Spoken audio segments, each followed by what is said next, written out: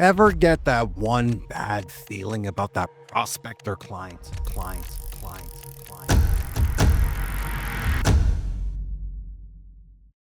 You know, that one feeling that's like, hey, run for the hills, but you ignore it and you do it anyway. Let's talk about that. I gotta tell you, after 20 years in sales, I've seen more red flags than a bullfighting convention. And trust me, I've made every mistake so you don't have to. So let's take a stroll down nightmare lane, my nightmare. You're about to sign up a suspect client that you think is iffy. You know, what's the worst that could happen? But then you fast forward a month and you're drowning into refund requests and one-star reviews. Sound familiar? But what if I told you there's a way to eliminate these business heartbreaks before they break you? So stick around because I'm about to share some hard-earned wisdom that'll save you time, money, and above all, protect your mental state.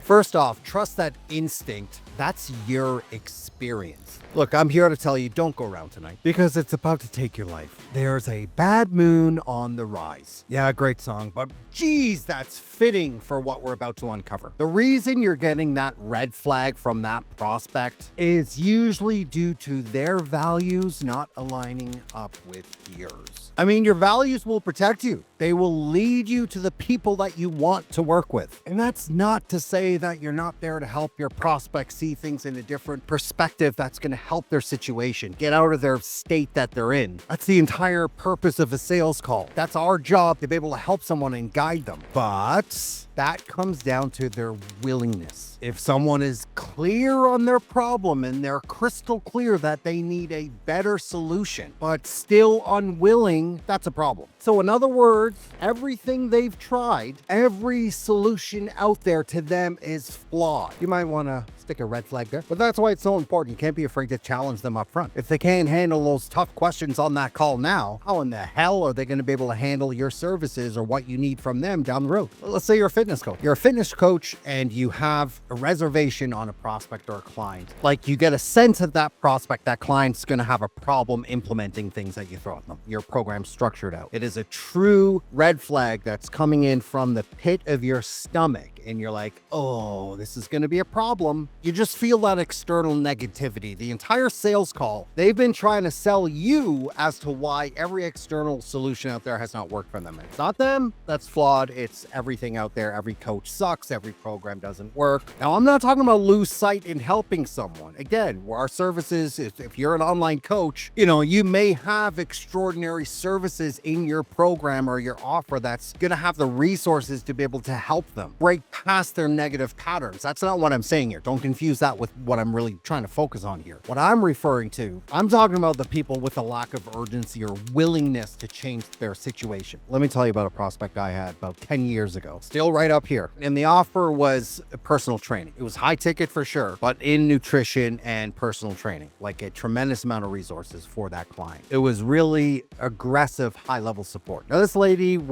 she was a realtor. She was in her late 40s. She had an extremely busy lifestyle, busy career, but she was absolutely in the point of her life where she didn't get these stress levels under control. She was ready to have a nervous breakdown. You know, I wasn't the one training her, but as a salesperson, my natural thought was like, I couldn't get past her consequential state from all of the problems she was bringing up that she was going through her life and had been going through her life for a very long time. Like, my thought was like, Jesus, we need to get her support. We need to get her help. But throughout the entire sales interaction, it was face-to-face, obviously, all she talked about was 20 other coaches she tried in the past that failed her. You know, different diets and fitness methodologies that just didn't work. They all failed her. You know, total external thinking to the point where she was actually debunking her doctor's recommendations of like, hey, you need to change your lifestyle and you need to change it yesterday and you need to get support. You know, you're like, things have to change here. You've got to get on a fitness regimen. You know, you've got to change your diet. She literally took that advice from her doctor and was pretty much making it seem extreme. The reality is that she did need to lose weight, and her eating habits, they were concerning. So clear how her stress levels were just at a range where it wasn't controllable for her anymore. You know, you could pick up that in just the hour that we had together. And I made a massive mistake here. My mistake was when asking her, why don't you feel these other programs worked for you? Her response immediately, and then she snuck in, and I'm too busy. My career is my priority. I never asked her something as simple as, are you ready to make how do you feel? Like the biggest red flag in front of my face, and I missed it, and so despite every alarm bell ringing, we brought her on. Keep in mind, at the time, I was working with a very high level fitness organization, and extremely effective resources for clients that needed the hand holding. But